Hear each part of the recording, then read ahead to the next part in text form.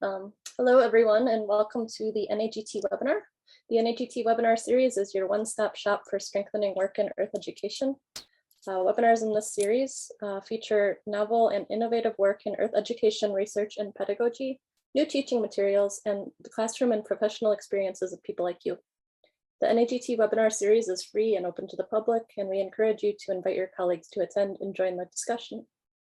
On the screen is a link to the webinar series, where you can find the webinar schedule and an archive of past events and information on our sponsoring projects and programs. You can also find slides, resources, and recordings of each webinar, including today's, through the webinar archives.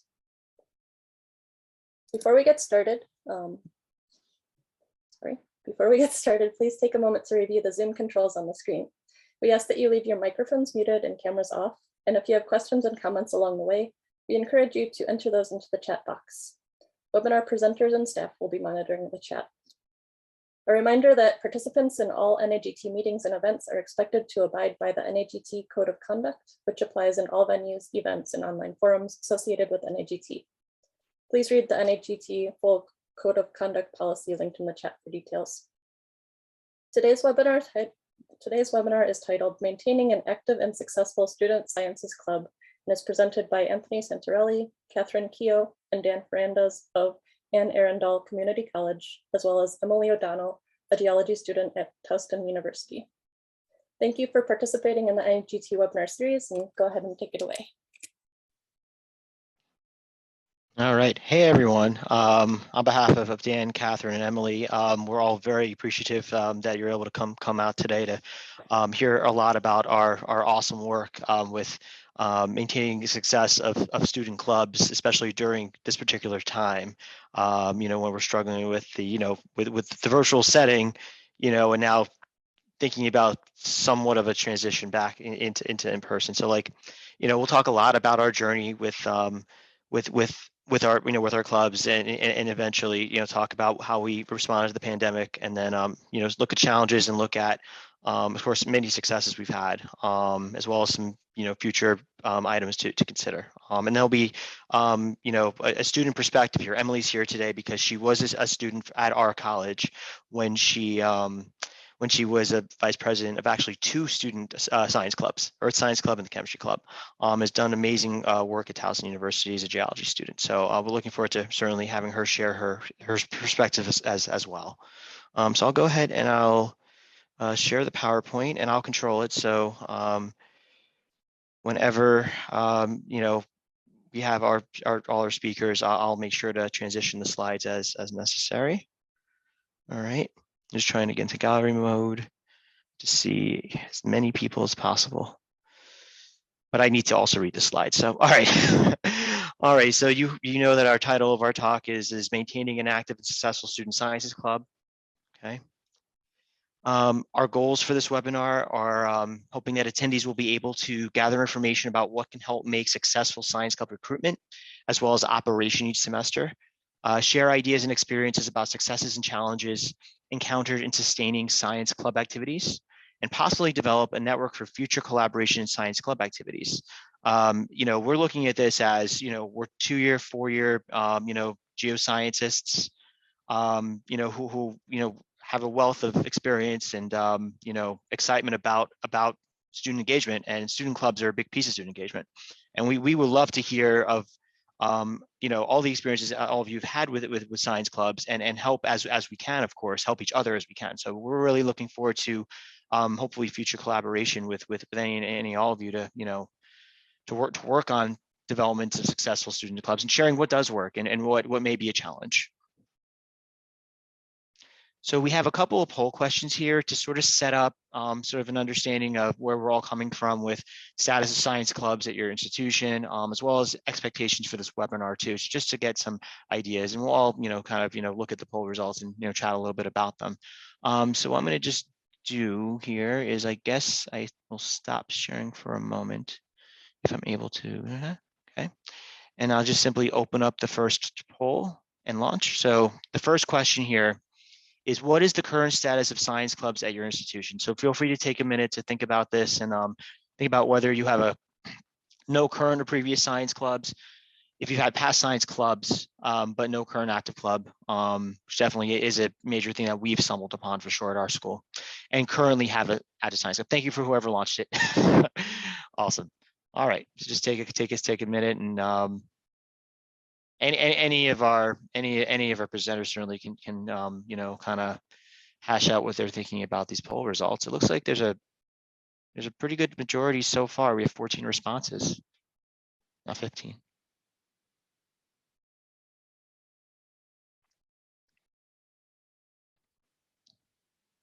Okay, looks like we have almost everyone who's present participating. Okay, so it looks like the majority of you currently have active science clubs going on, which is fantastic. And we look forward to, sort of, if you want to in the chat, you can tell us what club, what science it essentially is related to, just for our information. We'd love to for you to share that.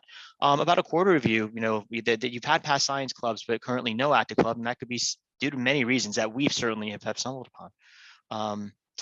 Did any of the presenters or anyone want to share further on these results?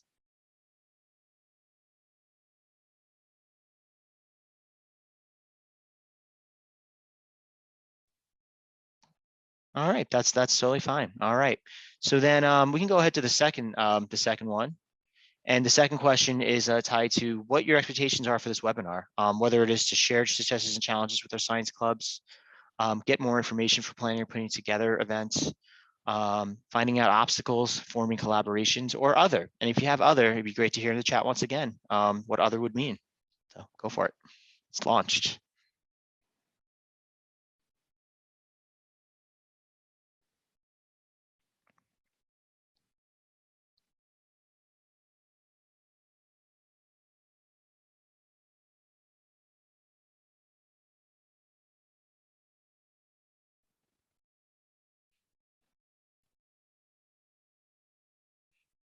All right, almost everyone has participated. Give you another few seconds here.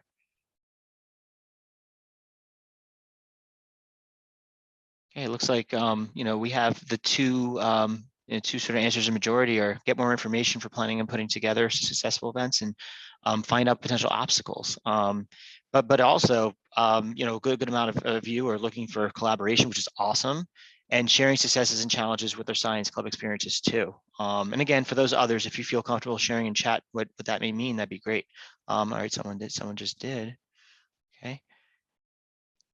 That's very cool that you have a brand new club on environmental interest, and that's Eric. Eric, thank you very much for sharing, as well as a longstanding chapter of an honor society for earth science. That's pretty cool. That's something that I think we'd be interested in certainly learning more about. Very cool. Thank you for sharing. See, Anik, we have geology science club. Very cool. Yeah, and I could lend to Cody's experience. Certainly, the students, the amount of students that maybe within a specific field can have a bit of an impact on sort of club participation. Right, if you don't have that many that are focused in on atmospheric science, let's say, it might be difficult. Something that we found to be really great is to make it such that it was, we really have this open to anyone who's just simply interested in really, in this case, any of the scientists. And we'll mention this later. We've had so many, really the vast majority of students who have been participatory in the club, as well as officers, do not have science backgrounds, and they're just simply interested in it. And they are just active, and they love learning, and they love to arrange events. So it can be a challenge for sure, but it could be one that can, if with the right promotion scheme in place to try to get at, other populations maybe on your campus, if that's possible, definitely talk with us, because we've definitely done a lot of work on to that end to help our club succeed. Anyone from the presentation wanted to share anything else before we continue? Yes, I wanted to make mention that as we go through our journey, our history of really getting our club started and then continuing on, what's interesting is that very early on in our club history, we finally got to the point where we had very enthusiastic Earth Science Club members and Earth Science Club officers. And initially, none of them were actually Earth Science majors. We had a nursing major, we had a Spanish major. I think there was like a hospitality major. And they were amazingly enthusiastic, but they were super enthusiastic about earth science, but they were not going to major in it. And they actually did a pretty good job of keeping things going. So I thought that was kind of an interesting start for us. And I just wanted to point out, I see a lot of really great comments in the chat and comments/questions about issues that we have encountered, things like recruiting students and keeping students and graduating leadership. So just to let you know, we've got some info coming that hopefully will address all of those. Awesome. Thank you very much, co-presenters. Greatly appreciate the input there. And thank you for all of you for participating in the poll. Definitely, very happy to sort of see where everyone's coming from with everything. All right, so let's go ahead and share screen again. I'll go back to the PowerPoint and we'll go ahead and continue. All right, let me just click out of a couple of things so I can actually see. Whoops, I apologize there. So just to give you a background about our college, so Anne Arundel Community College is a two-year community college that is situated in Arnold, Maryland, very close to Annapolis and close to the Naval Academy, and also in good locale relatively to several four-year institutions in the Baltimore, Washington area. And we'll talk a bit, we can talk about collaborations with other colleges that we've had that's that we've attempted to try to sort of tie to our club activities. So we're within the School of Science, Technology, and Education, the Physical Sciences Department, which contains earth science, chemistry, physics, and other physical science courses. Those first three bullet points essentially are their degree programs that are tied to the transfer studies piece. We wanted to also include astronomy, by the way, in there too. And then we bring up the School of Liberal Arts having the math department because the math department has, with their own struggles and issues with maintaining club attendance, pre and during pandemic, have joined us in our wonderful collaboration too. And we want to definitely, acknowledge their participation and their passion as well. It's been such a fantastic journey, really, that we're happy to share more about. So what we'll do here is we'll kind of go from the very beginning. It's like the origin story. It makes you feel like this is like a superhero movie that we're about to have here. Yeah, I'm a nerd. So we had a earth science degree program, actually, as I just mentioned, actually just rolled out a few years ago. It's only been about 5 years or so. Fall of 2017 was the initial offering of that program. And what we were thinking, because it would be nice to have earth science, students and perhaps generally students that are interested in STEM and earth science to kind of, have an entryway into the field simply by engagement and sort of just interest in learning more, and also, just socializing with students. We wanted to form an Earth Science Student Club to coincide with that program rolling out. So in April 2017, prior to that fall, we founded the AACC Earth Science Club. And the process in working with the Student Government Association was definitely, pretty straightforward, pretty simple. We had to petition for student interest. So we got like 10 or 20 signatures of students who may be interested in the club. We had to have a club president tied to the club, which we were able to find. Of course, that could be very tumultuous as well, as that initial club president was not the president we had in fall 2017. But we'll talk more about those challenges. But just to be able to get the club on the books, to have a president technically be on the roster. We also wrote a club constitution, which included a mission statement of purposes and all the verbiage of voting and what positions and all those different items. So the mission statement, we basically had a few main purposes for this club, including provide opportunities for students to share enthusiasm on the subject, provide support and education to increase students of the Earth Science program, collaborate with other student clubs. We found that to be very, very vital in our success, is the collaborations with the other science clubs. And then eventually we're going to talk about the merging of them into a super science, and also math and other fields. Exposing students to earth science careers in a variety of ways, and then promoting the earth sciences to the public via on or off campus. And then once we had all those pieces, we simply went to a meeting for the Student Government Association. They voted and they approved it. And it was really an amazing a time that we were able to have this done. And we had a kickoff event that semester, just sort of to get people's feet wet in like what's going to be happening, so that was really cool. We had a couple of students attend that. And then we got going in fall of 2017.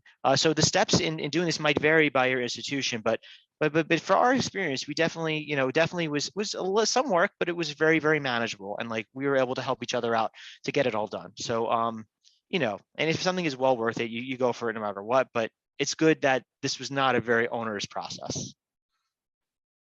All right, so our first year, 2017, 2018, we had some challenges. As I said, we got a new president immediately because that president graduated. We just really needed to get the club going, right? So we had an active member. One active member was our president, who was new compared to the last semester, which is Adam. Geology students, really spectacular and very passionate about the topic and about the club, even if it was just him and the advisors. And just one other note, unlike most clubs that may have one club advisor, we essentially had 3 based upon specialty. So Dan was the advisor tied to more meteorology and oceanography.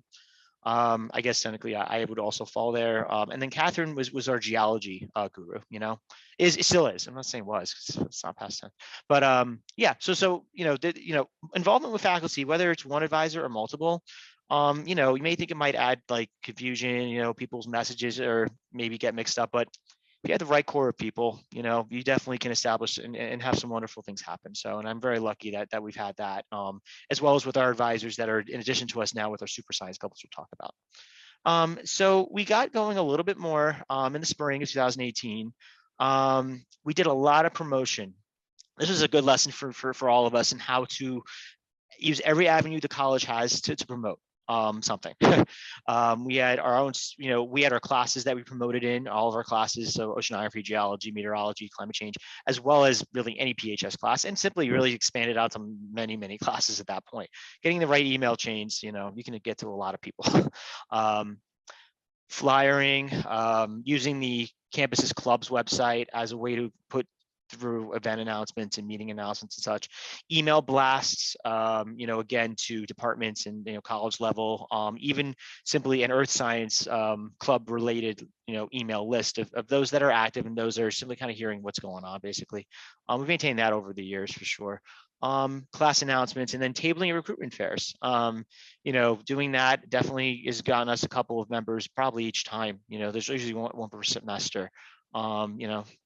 So, we had a couple of really cool events in addition to, faculty with the advisors giving talks on their interests, as well as students sort of steering sort of what we talk about is interest in the club.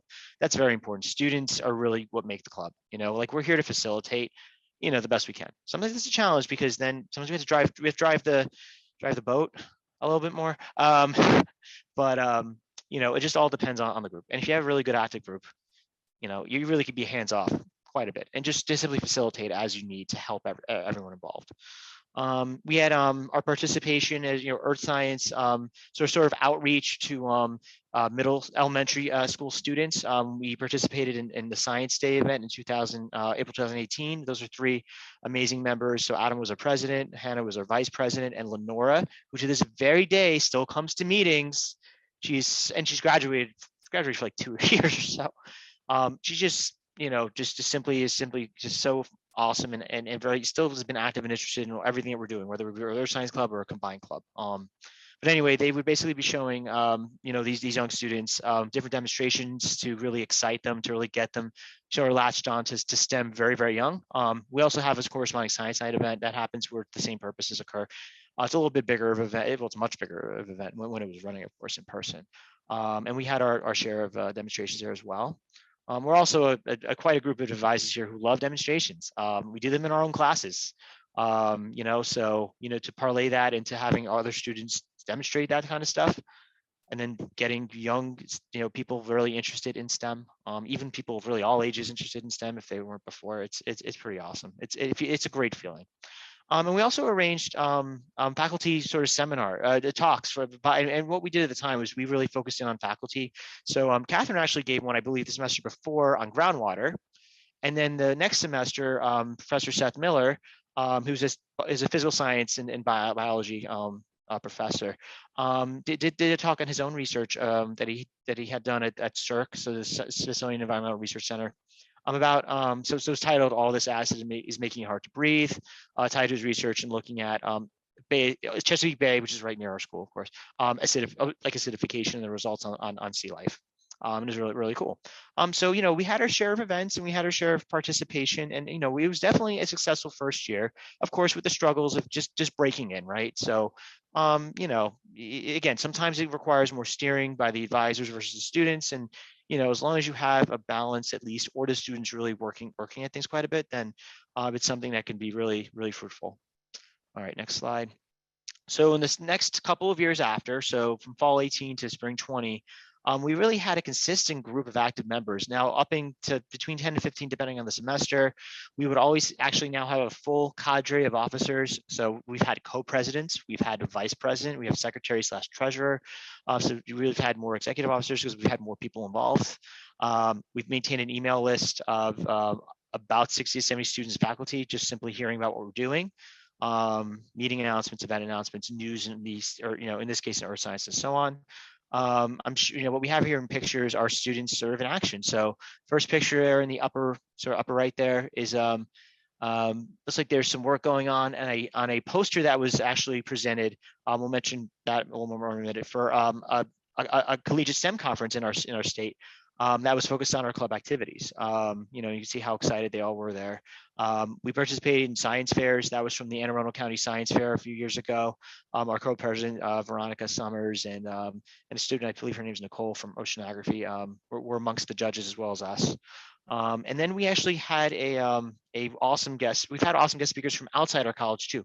So there was a NASA scientist who was focused on the Mars rover, and did great work in presenting on that research. And we actually collaborated with the chemistry club, which was one of our first collaborations. And it was very exciting because it was basically just sort of the initial of what we've had as many collaborations with science clubs at our college. And those are very special because students intermingle. You have, two groups that have interest. You have others that are interested that are coming in to see what's going on, and it's really great for students to sort of socialize in that manner, not just simply in one club. All right, so as I mentioned, guest speakers from various science areas. Actually, on the upper right there, that's my wife Allison. She works for NOAA as a meteorologist who does surface maps. She was very awesome to give a talk, sponsored by the club. That's our co-president Elise, and currently our co-president of our Super Science Club. We had an Earth Day collaboration with the chemistry club, so another collaboration with them. We actually produced these really cool water bottles that have both our logos on. They're like 250. We gave them out for free. They were gone in 10 minutes. Free things are good. If you have an avenue and a budget to be able to get things to give away, to get your name out there, go for it. I know some may not have that, but keep in mind, anything that your college offers as resources, please feel free to go after them, because they're there for the taking. So Dan has particularly sponsored and organized these oceanography cruises in the Baltimore Inner Harbor for many years, and we were able to kind of include that as a club activity as well. There would be, you'd be going on specific ships that were from the Living Classrooms experience. And students would be like participating in like getting in ship activities and actually getting the sails up and like fishing and all these cool things.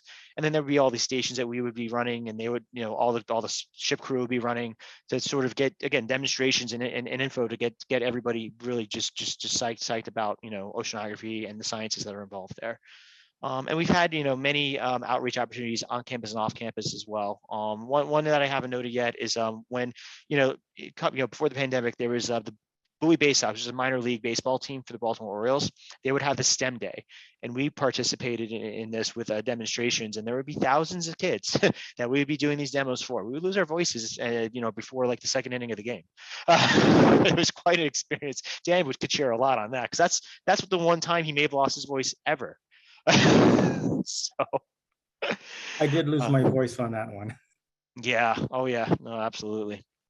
Yeah, so you can see the bottom picture there. That's Catherine doing a geology demonstration on our Inner Harbor cruise. There's some participation in demonstrations for a science night event. And then part of the poster that was presented, so in April 2019, this was a handout tied to the poster that I just mentioned that our co-president Veronica Summers and then others collaborated with her, of course, on presented, titled "Establishing an Earth Science Club at AACC."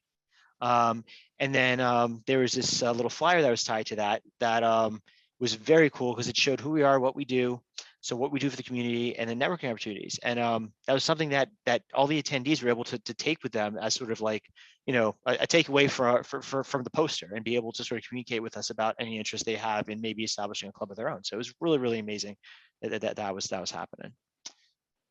All right, so let me just mention before I hand this off to Dan. So, okay, here we are. So we got into about spring 2020 or so here. Okay, we have the pandemic happen and everything shuts down. And basically what we had to do was pivot. So for our particular club, we ran virtual meetings on Zoom through the end of the semester.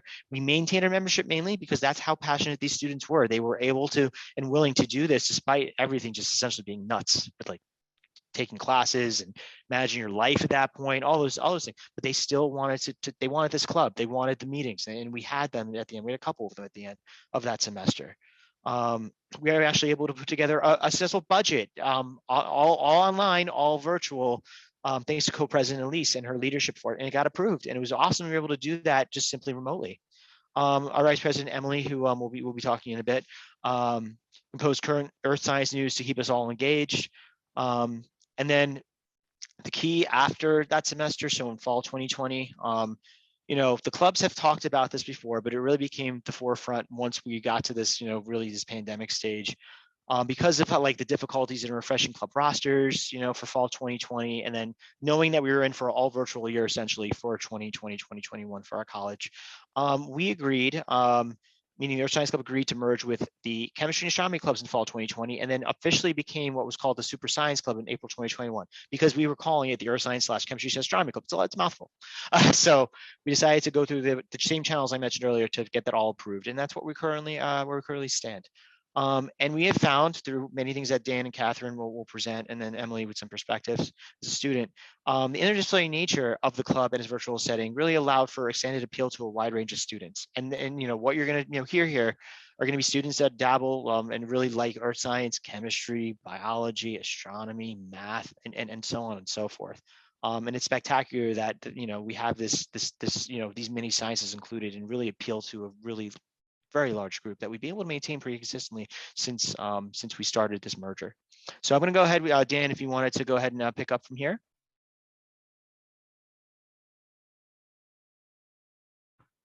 Okay, thank you. So I'm Dan. I try to teach meteorology and oceanography at our college.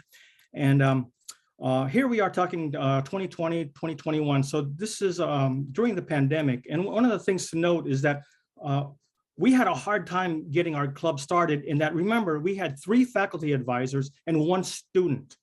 So that was the bare bones minimum, absolute minimum requirement to actually having a club. And our 1 student was the president. And so we did get to the point where we finally pretty much got a good club together, a good group. And then with the pandemic hitting, it was almost like there was this need for an academic and social gathering of students. And I think with us having our meetings and our Zoom sessions, this was very beneficial to our student group, and actually also to our faculty. So we were very fortunate to have a really enthusiastic group of student officers, and also active group members. Some who had actually already graduated from our college, but were still participating in our club activities and sessions. We had been doing a lot of topics, little mini sessions during our weekly Zoom sessions. And also we were able to do some larger presentations from both in college and out of college speakers. We did have during one of our collegiate STEM conferences, we did have one of our club members who actually presented a really neat research poster on active galactic nuclei, and made a presentation during that time. We also had a virtual panel discussion with former AACC and also environmental science students who eventually went to Towson and University of Maryland. And I'll go a little bit more into detail in in a little bit with that. We also had collaborations with the Student Government Association on some Earth Day activities and also a climate anxiety panel. Earth Day occurs every April each year, and we've been trying to participate in some way each year for these Earth Day activities. Anthony, I believe you actually gave a presentation along with Seth Miller on the panel for climate anxiety. Did you want to talk a little bit about that? Yeah, sure. So, yeah, so essentially, it was, you know, Seth and I really, you know, talked about the climate change, sort of the science and the impacts piece. And then there was a faculty from psychology that actually talked about sort of like how that can tie into emotions and, you know, there's some psychological sort of impacts as a result of those kinds of, you know, dire situations. And it was really interesting. The students that attended really found that sort of unique perspective to be very cool to hear about, and felt really supported there. Yeah, and again, it just goes to note, looking at collaborations with the Student Government Association as well as a professor from another department, definitely all really strengthened sort of, you know, our fulfilling our purposes of our mission. So yeah, it was a really cool event. And if you could go to the next slide, please.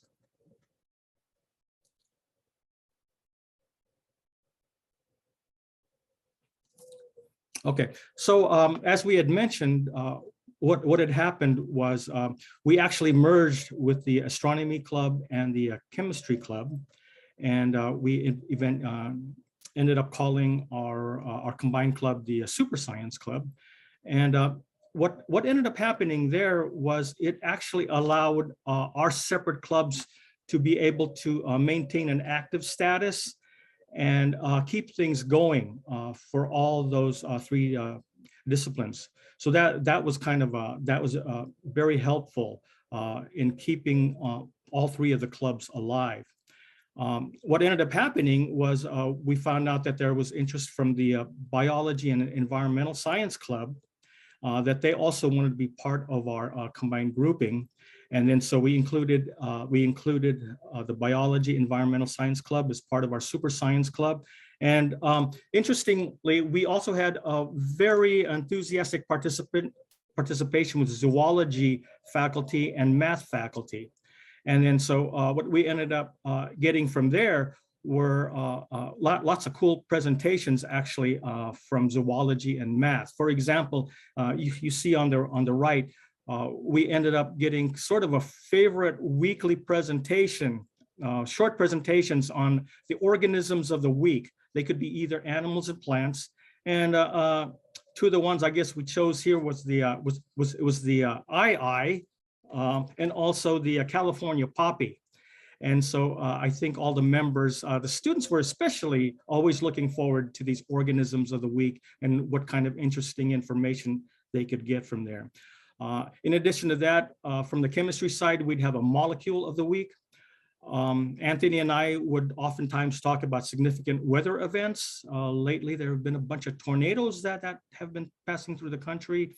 And just a few days ago, we were talking about how here in the Maryland region, we actually got lake effect snow from Lake Erie due to the very strong winds that were blowing. And other interesting science facts and science discoveries.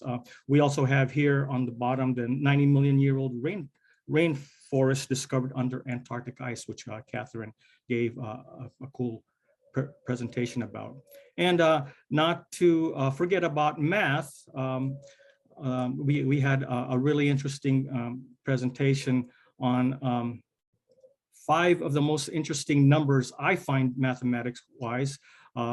The irrational constants of E and pi, the imaginary number I, and the basic numbers of 1 and 0. And somehow they all came together in Euler's formula. And I think that pretty much shows us that math is a universal language, or it does describe the universe.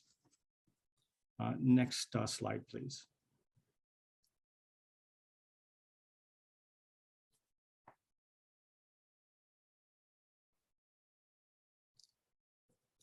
Some of the things that are coming up, In a few days, we will be staffing a table. We will be having a Science and Technology College open house to promote our club, and actually to promote all of the STEM disciplines. So we're sort of busy trying to prepare for that.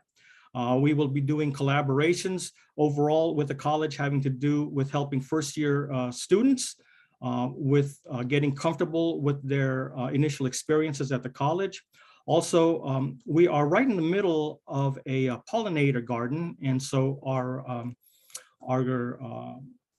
club members are busy right now as we speak, making preparations to do that. And also, we've been doing some astronomy-related events. I'll talk a little bit about one particular highlight shortly. And also, for an upcoming regional STEM conference, we will also be doing a similar presentation on our science club. And also, two of our student members will be presenting a poster.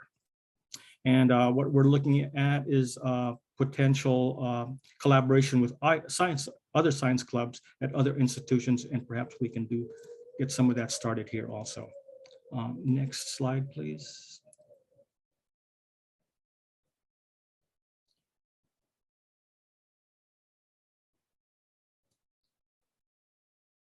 So as far as the recent club highlights, this was a really nice highlight where we had a planet walk. Basically, this is something that was collaborated between our club, the Friends of Anne Arundel County Trails, and NASA Goddard Space Flight Center. We had very many registrants and actually had participation. It was a morning and evening kind of event, and we had participation from actually throughout the world. And most importantly, we had many middle school and high school age students who were interested in STEM careers participate in this. So this was a very big highlight where we collaborated with NASA and also some of the local county organizations to have this that was participated worldwide. Next slide, please.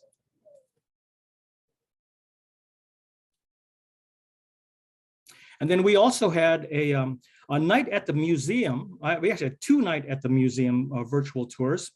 And this was a suggestion from our student officers, and they were very enthusiastic to get this thing going. Catherine, you actually had direct involvement as a faculty member with this. Did you want to share some insights and your experiences? Yeah, so this was a really great activity that you don't necessarily have to make a club event. I know that a lot of people had questions about engagement. This was a really good engagement opportunity to make it sort of a community opportunity. But a lot of museums, particularly the ones at the Smithsonian, have virtual tours. They have augmented them and made them even better when the pandemic shut things down. So we basically held these events. They were in the evening where a faculty member acted as kind of a docent and took community members or whoever participated in the Zoom event through the museum virtually, and people asked questions. For example, I took a group of people around the minerals at the exhibit in the gemstones and the Museum of Natural History. So that was a really great engagement activity to get people familiar with the club or involved in another way. Added one more thing before you continue. This was another opportunity for collaboration with other clubs. So the virtual Air and Space Museum event was a planned collaboration with the Student Veterans Association. And then the National History Museum event was a collaboration between our club and the Students Out to Destroy Assumptions Club. So again, collaborations with other student clubs are something that really can, get more and more students sort of involved, interested, and engaged. So these are another 2 excellent examples of that. So thank you for letting me share that. Next slide, please.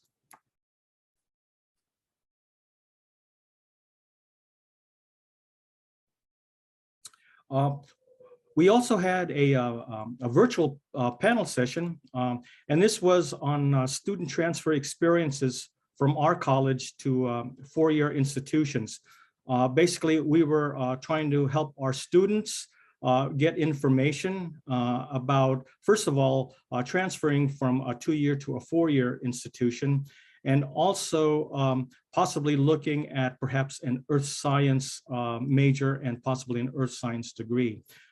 We did have three members who were graduates of our college: Emily, Noah, and Patrick.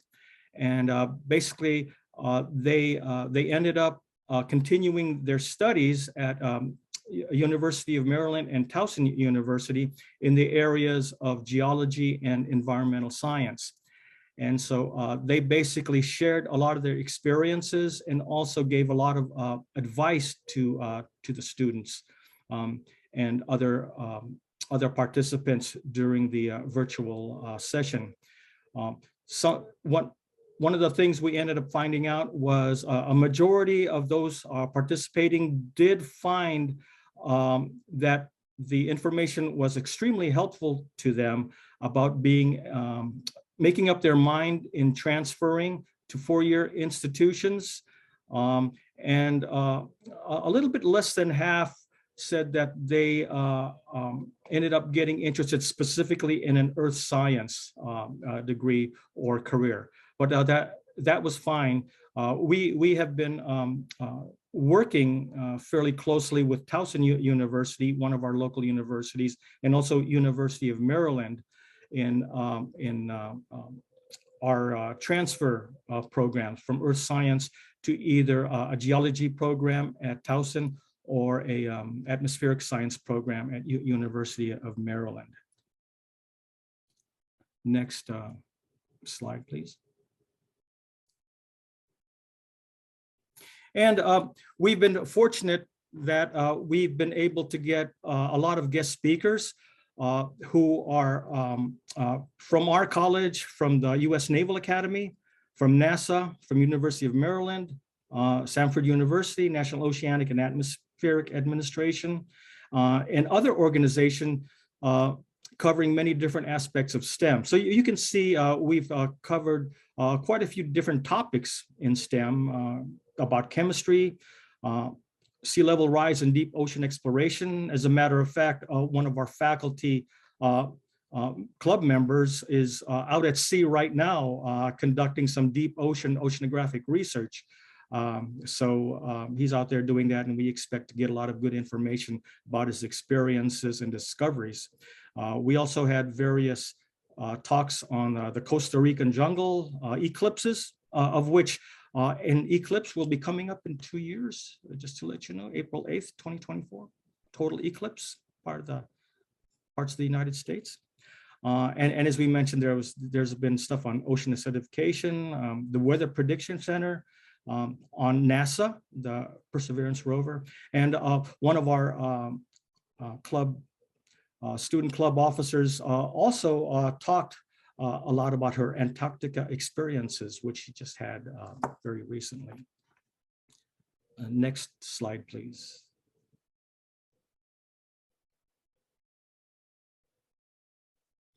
And I'll pass this on to Catherine, who'll be talking about diversity, equity, and inclusion, and our commitment to those principles. Thanks, Dan. And I'll kind of truncate what I was going to say because I want Emily to be able to share her thoughts and also have time for questions. But one of our goals as a community and also our club goals is to increase our inclusive environment and also commit to getting more diverse students involved in the sciences. So to do that, we've promoted and sponsored events for Black History Month and also Women's History Month. We had a talk on cultural competency in STEM, and we always try to make sure that we have an interpreter if one is available and make sure to use closed captions during our club sessions and any video or media that we show. Another thing we do is talk about scientists from diverse backgrounds And we do that through a scientist spotlight series. Students often have a hard time seeing themselves as scientists if they are a member of a marginalized group and they're, sorry,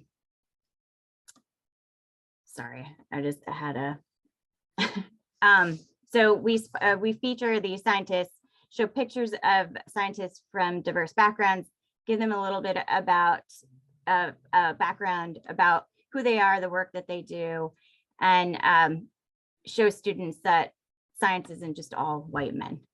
Okay, next slide. And how do you get students engaged? How do you get them there in the first place? Well, a big way to do that is our introductory courses. Students often find science or get interested in science from our introductory courses. I can certainly speak from my experience when I took physical geology. That's sort of what sparked my interest in science in general. And within the club itself, once you get the students there, how do you keep them there? We really try to foster a really relaxed atmosphere and make things comfortable for the students, because it's really powerful for the students to feel like they belong to something, and especially belong to something in science. We also talk about our own experiences as scientists, the work that we do and what it's like to do science as a career. And another way we keep things relaxed is by, in the club environment, having faculty go by our first names. And along the lines of the Scientist Spotlight series, to help students see themselves as scientists and promote engagement, is to provide opportunities outside of the club in your introductory courses, for example, opportunities for students to talk about science with each other. And you can kind of identify interest students that way, and then encourage or advertise a club as a venue to continue more discourse and talking about science.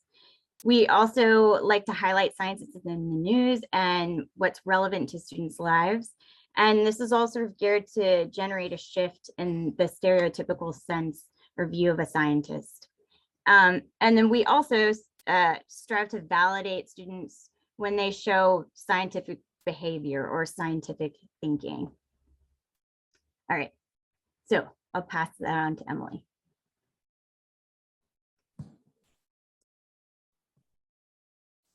Hi, I'm Emily O'Donnell. I think maybe mine is the next slide. Yeah, let me talk about this real quick in terms of future questions and decisions that we will end up having to look at.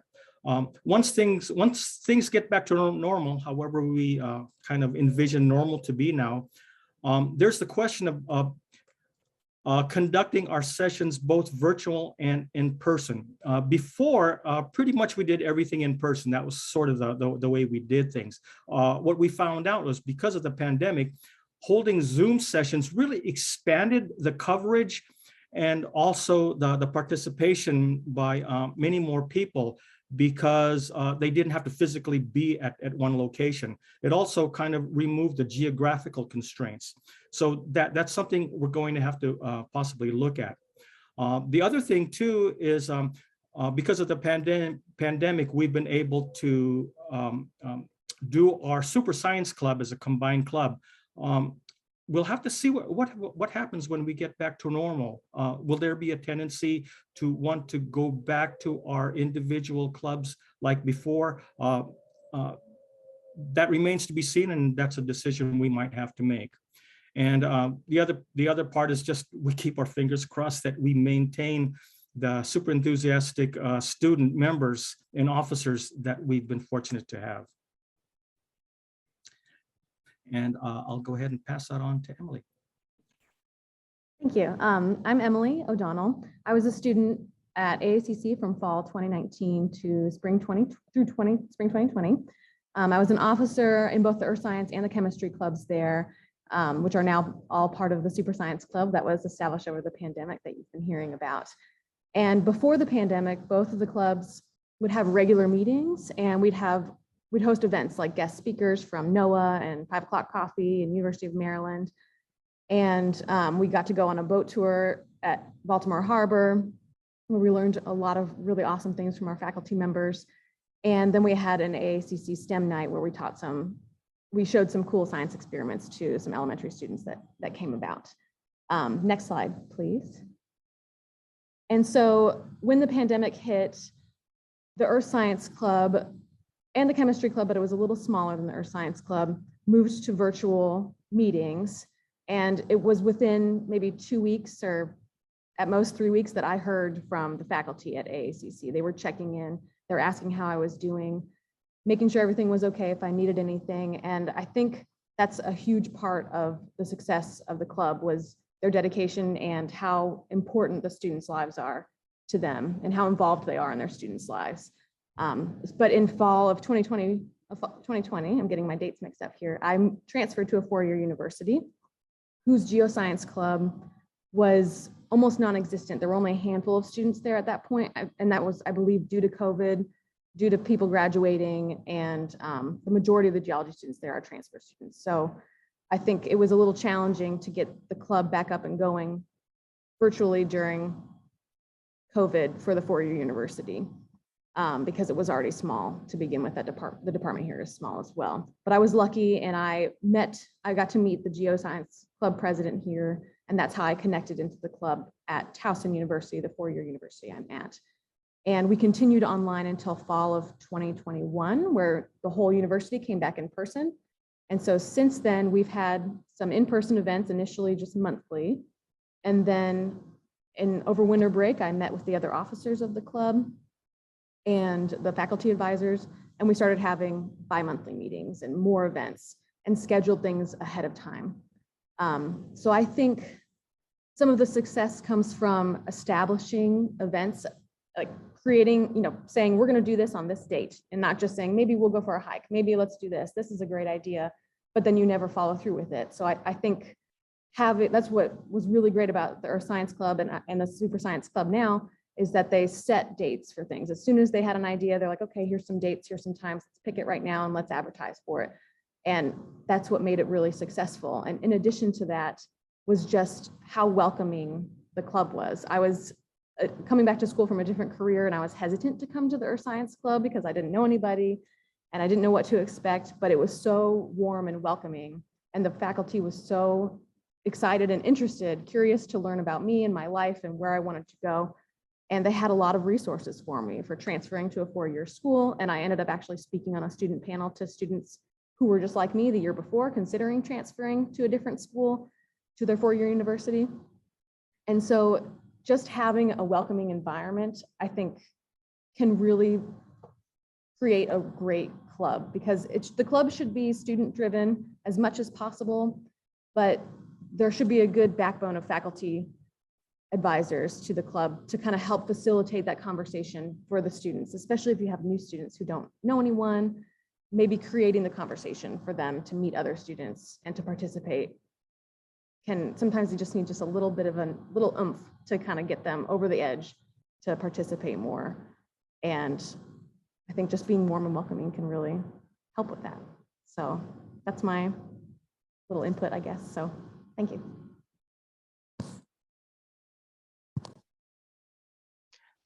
Emily, thank you so much for sharing all that. That was just wonderful to honestly hear. I mean, I knew you felt that way before, but to hear just to, everything that you shared is really sweet. And it just shows just the role that faculty and students can have in promoting these very comfortable, inclusive, warm and welcoming, as Emily said, environments that allow for, okay, if you're not you may not be a science major, or you may be coming from a different career path.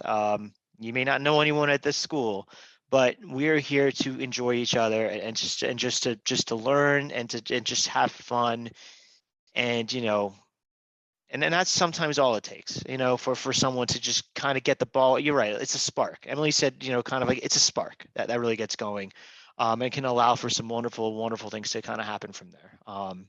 So that was very wonderful. I appreciate her sharing that all. I'm going to wrap up the PowerPoint proper, and of course we can, look at the chat, or we can, offer some time. There's about 5 minutes or so, 6 minutes or so left for questions. Give acknowledgements to the awesome student club officers, of course, Emily being one of them, and an emeritus in our eyes. Active student club members currently in our Super Science Club, all the achievements that that Dan shared and Catherine shared over the last almost 2 years now, are just really thanks to their active nature and just their passion and interest. All the faculty club advisors, the ones that are here and the ones that are not here, with respect to, we have chemistry, we have astronomy, we have math, we have bio, we have everything basically. We're grateful for all their involvement and their help. And then the general supporters of the clubs, and this can range from administration, to just simply, anyone who's allows us to put a flyer up, or allows us to kind of just disseminate information about the club and what we're about and what we're doing. And overall, all that helps a lot in really having a successful club, for sure. And I hope that we've covered today, that you can be successful. I know that there are challenges, we've dealt with these challenges, general challenges that have occurred pre-pandemic, and then what the pandemic accelerated or even further added more challenge to. And it can be done. It can be done with some work, and with just inclusion and warmth. And I think I'll leave it at that. So I just wanted to thank my co-presenters, Stan, Catherine, and Emily, for their awesome work in general with all this, and for presenting with me today. We'll leave room for some questions, and thank you all for taking the time to come to our session. It was really wonderful. So thank you. Real quick, I thought I would take the time, at the risk of embarrassing Emily, to congratulate her for continuing her studies in a master's program. So good job. Thank you very much. And I would say that a great thank you to the AACC faculty, because without their help, if I had never gone to that first Earth Science Club meeting, I never would have come to Towson. I never would have heard about transferring here and gotten into a research lab. That they connected me with my research advisor that will also be my advisor for my master's. So, it's great to have resources as a student and get that from your faculty and from the club. So thank you.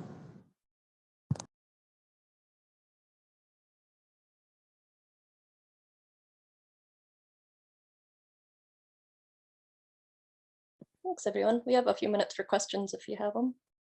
Feel free to unmute or put them in the chat.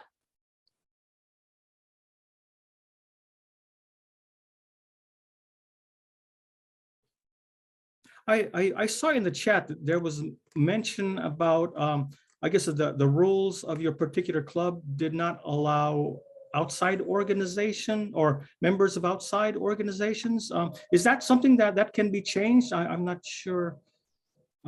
Is that something that could be changed? Because we found our collaboration with others to be of great importance in our success. Hi, this is Eric Horstman. I'm the person who mentioned these clubs. I'm at East Carolina University, so just down the road, not too far from any of you folks in Annapolis. But we have two clubs. This longstanding club is a specific chapter of a national organization called Sigma Gamma Epsilon that I had never heard of before coming to ECU. They have very specific rules, actually. It has to be a 4-year institution. They have to have a certain GPA, and students need to be at a certain level. And so it's pretty restrictive, unfortunately. And some of our students just in this last academic year recognized that and were frustrated by it. And so they started this new sort of much broader environmental interest club. It's been, frankly speaking, it's been much more successful in this past year than any of the activities from the more traditional kind of the Honor Society Club. And so, what you've been describing is borne out entirely by what, our experience has been here. But I'd very much like to see them broaden, as much as possible. And so I've been trying to help them with that. And some of the ideas you've been talking about here have been great for that. Okay, thank you.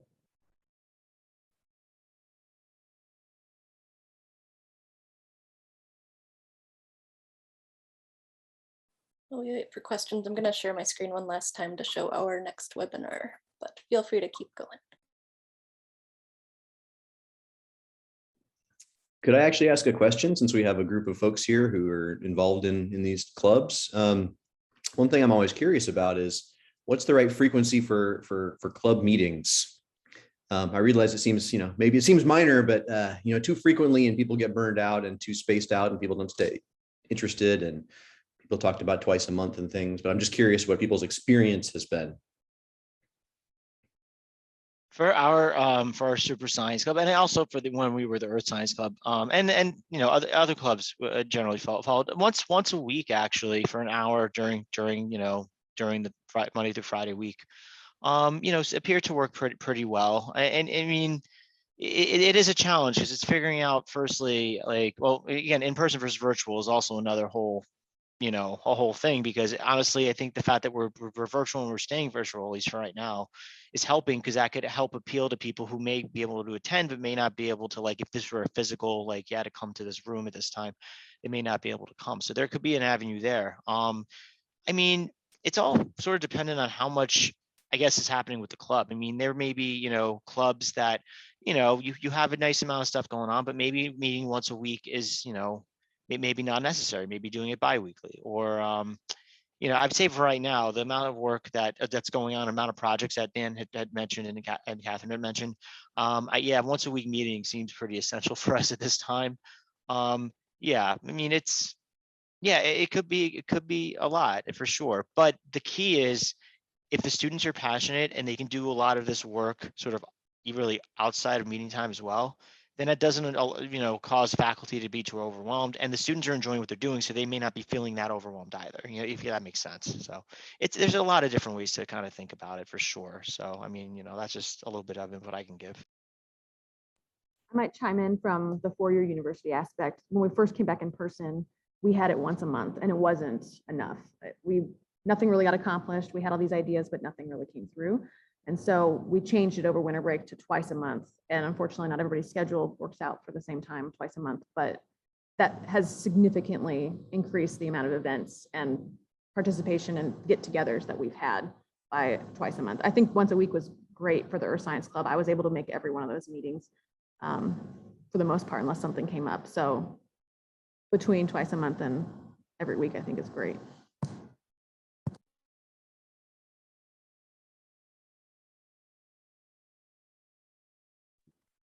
Great. Well, thanks again to our presenters and to all of you for joining us. We invite you to join us for our next webinar, Building Inclusive Communities for Research and Scholarly Activities, presented by Dr. Hendrada Ali. And if you can't make it to that one, we'll have that recorded as well. And we hope that you can join a future webinar. If you want to give us some feedback on today's webinar, there's a link on the screen as well as in chat. And again, thank you so much to all the presenters as well as all of you for joining us. I can keep the Zoom open for a little bit longer if you have more questions, but thanks again. Thank you again, everyone. Really appreciate taking the time to hear us. Thank you. Good to see you all. Thanks for attending.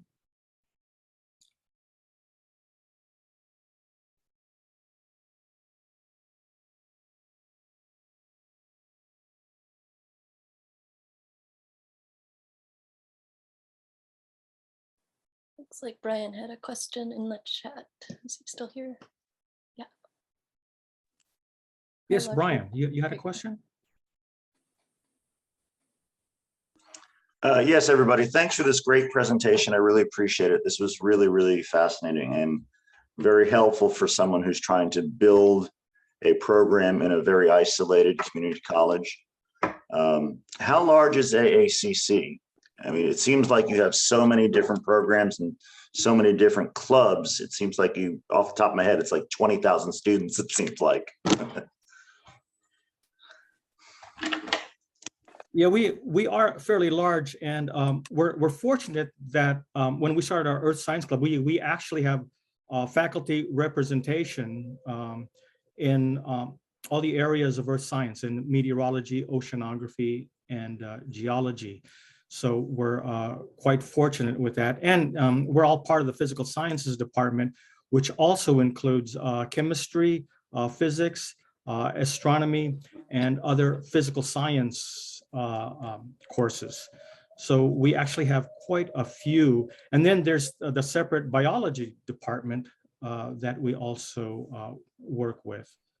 So I get the feeling that our numbers are are much larger than what you might have at your place. You have entered as an Yeah, attendee. I just looked it up really fast. We have almost 9,000 part-time students and about 3,000 full-time students. And the overall student body is about 35,000 students. So I'd say, depending on where you are, it sounds like that's more than. No, that sounds somewhat similar, Catherine. I appreciate that. Maybe a little larger than us. But yeah, we're sort of isolated up in the high desert, so it's a little tougher to get down to LA and that area, NASA and JPL, but it's still great to be able to use the ideas, especially now that we have Zoom and other things to help bridge that geographic gap. So that's a really good idea. Thank you so much for that. And we do have a big STEM department. We've been geography, I'm a geography chair, and we've been kicked back and forth between STEM and social sciences for the last decade or 2 decades. So it's been really tough to solidify a group and solidify a place. But I think working with the other groups is a great idea, and thank you for sharing that.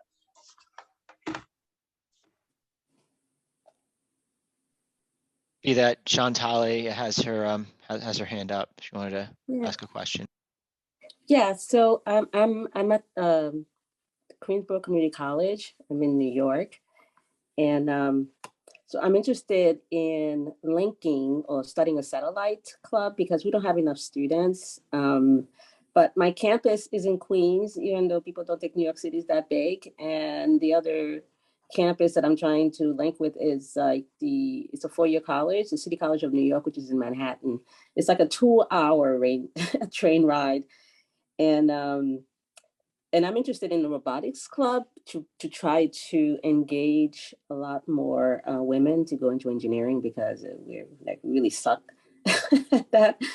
And so I was trying to figure out whether instead of starting my own club at the school where I don't have enough students, is to maybe link with them. And not only just the robotics club, but also some of these other clubs like SWE, Society for Women Engineer. We have, NSBE, National Society of Black Engineers.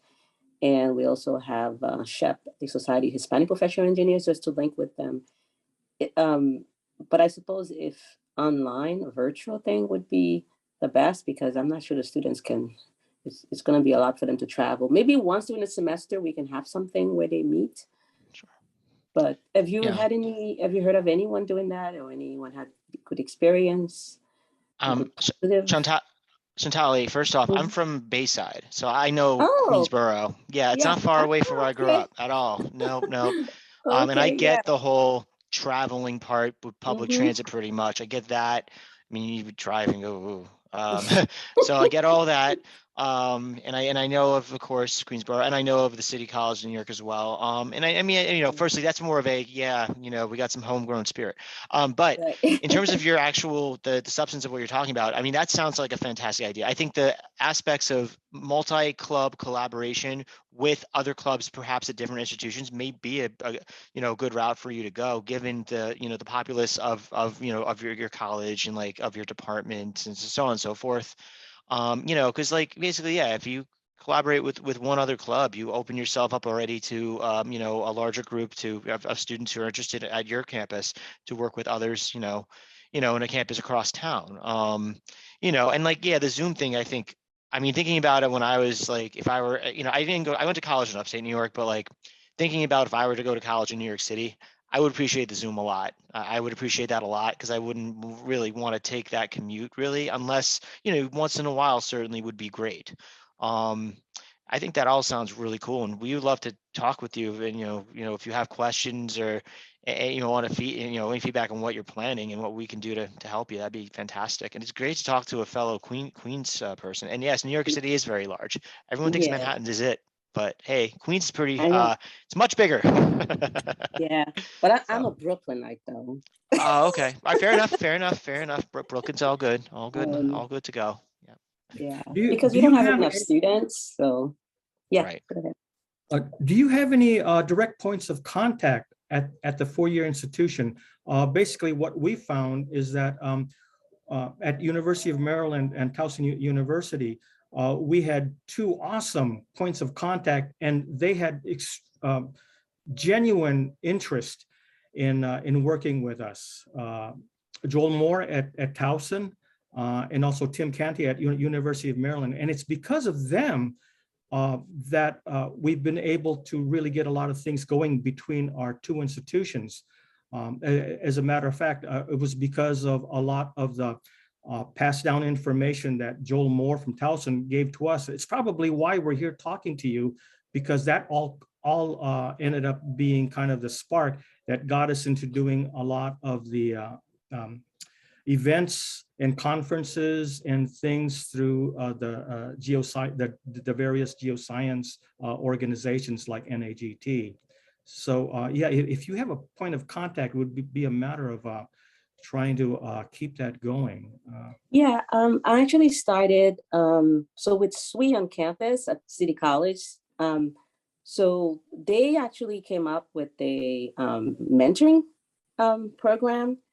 And so I'm trying to link with them so so they could actually mentor some of the, women pre-engineering. We don't have that many yet, but what I'm wondering too is, so when you have these clubs, if you do have a satellite clubs, I'm not sure if they will get the support that the other, real club gets, because we're just a satellite club. So that's the only thing I'm wondering about. Do you, like, since we're just sort of on the side.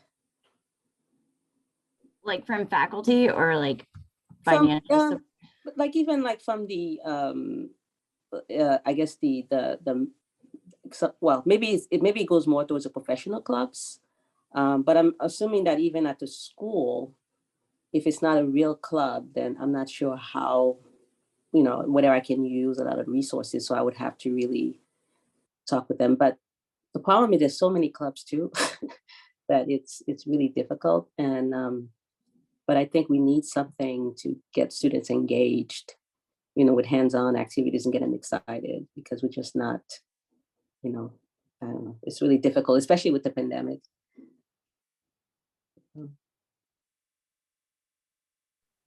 Unfortunately, a reality is that at the start, it can be very difficult. And I guess a lot of it is just a matter of hanging in there and then allowing the process to grow.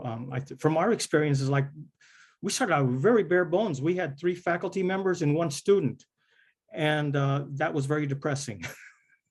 But then we were able to continue on. So I think it's just a matter of getting started, and don't get overly depressed if things don't get going right away.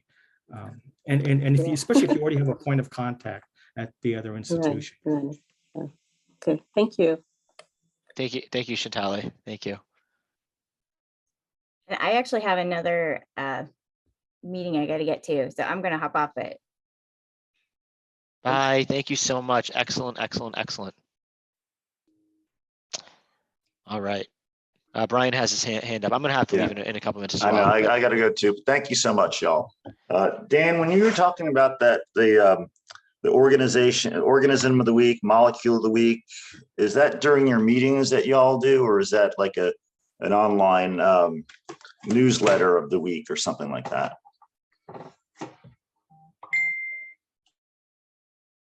That's just during our weekly Zoom sessions. So they'll take 5 or 10 minutes and provide some interesting insights about a molecule of the week, or the organism of the week, or the weather of the week, or something like that.